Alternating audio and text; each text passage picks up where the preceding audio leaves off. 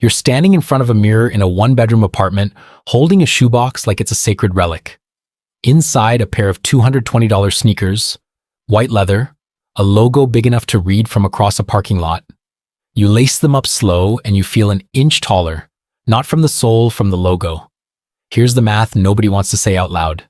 Your car payment this month is $190. The shoes on your feet cost more than the car that gets you to work. Everyone watching this right now falls into one of two camps. You either remember being that person, or you're quietly judging someone right now while wearing something that does the exact same job the shoes do. Because here's the twist. Wealth isn't a volume knob you crank up until the whole room hears you. The flex doesn't die when the money shows up.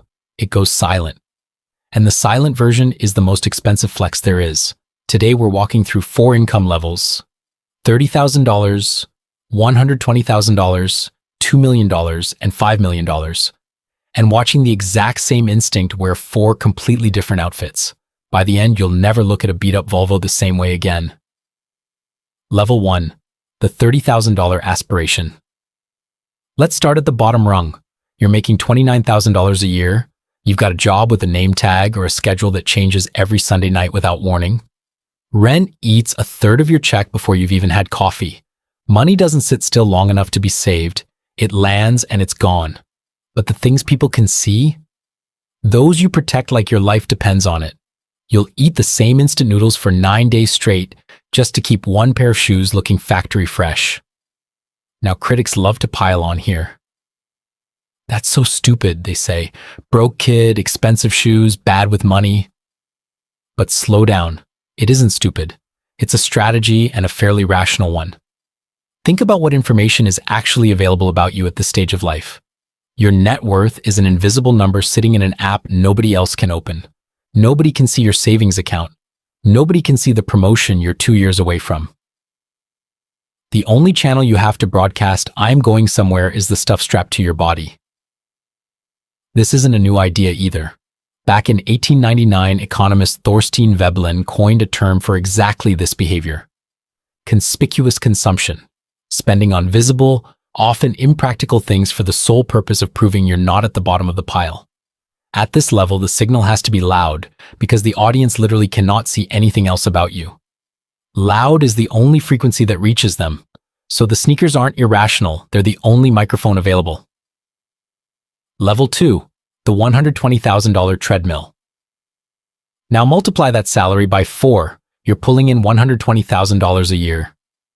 There's an office now, a title, an email signature, maybe even a numbered parking spot with your name stenciled on it. The sneakers are gone. You'd genuinely be embarrassed to be seen in them now. In their place, a leased German sedan, $640 a month, sitting in the driveway of an apartment complex where the coffee shop downstairs only needs one word for its name, and that word alone makes your rent feel insane. You photograph every plate of food on vacation, not because the food is remarkable, but because the location tag underneath it is the entire point of posting it. Here's the trap, and it's a sneaky one. You haven't actually leveled up your relationship with money. You've swapped audiences. At $30,000, you were broadcasting to people who read sneaker logos. At $120,000, you're broadcasting to people who read postal codes and steering wheel emblems. Same station, different frequency, and everyone at this level is doing it at full volume, while insisting out loud that they're not. The watch becomes an investment. The overpriced apartment becomes a shorter commute. Nobody at $120,000 calls it a flex. Everybody at $120,000 is flexing. This is the level where the most money gets burned relative to what's actually being built, because the spending finally looks sophisticated enough to fool the person doing it. Level 3. The $2 million inversion. Something strange happens once your net worth crosses somewhere around $2 million. The flex doesn't get bigger. It disappears. You're sitting on $2.3 million, and you're driving a 12-year-old Volvo with a scuff on the back bumper that you've genuinely stopped noticing. Your watch is plastic, runs on a battery, and you change that battery yourself with the tip of a kitchen knife. Your level 2 friends see the old car and get concerned for you. They wonder quietly if something went wrong. Nothing went wrong. Something clicked. There's a name for this shift: counter-signaling. A 2002 economics paper, sometimes nicknamed "Too Cool for School," lays out the logic.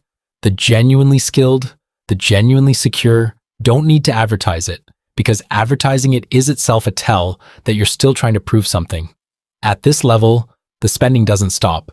It just becomes invisible. Money quietly compounding in index funds, a kid's entire college tuition paid off years in advance, no announcement, 8 months of living expenses sitting in cash, doing nothing but existing as a safety net. The loud version of wealth is the dialect of somebody still climbing. The car that screams money on the highway belongs to somebody who needs you to hear it. The person at $2 million has nothing left to prove to strangers in traffic.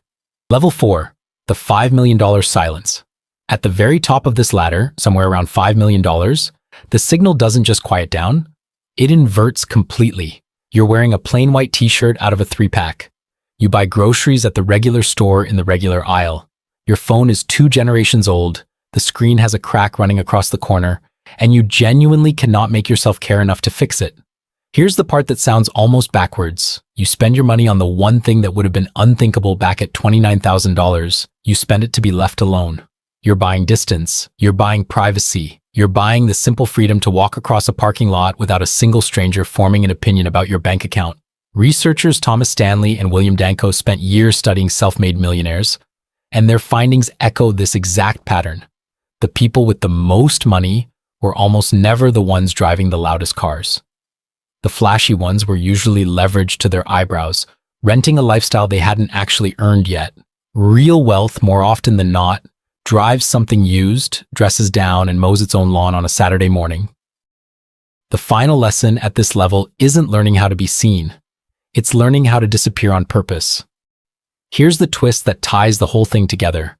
This invisibility isn't humility. It's arguably the most exclusive signal that exists, because only the people who've reached that same level can actually decode it.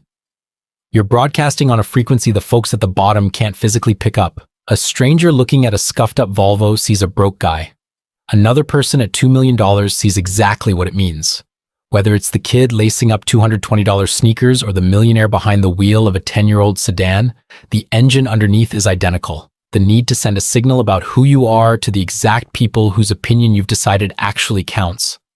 The only thing that changes on the way up is who's allowed to receive the signal, and slowly, quietly, everyone else gets cut out of the conversation. In the end, it was never about the shoes, it was never about the car, it was about who was watching and whether you still needed them to be. Build your wealth for yourself, not for the parking lot. If this made you rethink your last big purchase, that's the point. Subscribe for more breakdowns on how money actually behaves once you stop performing it. See you in the next one.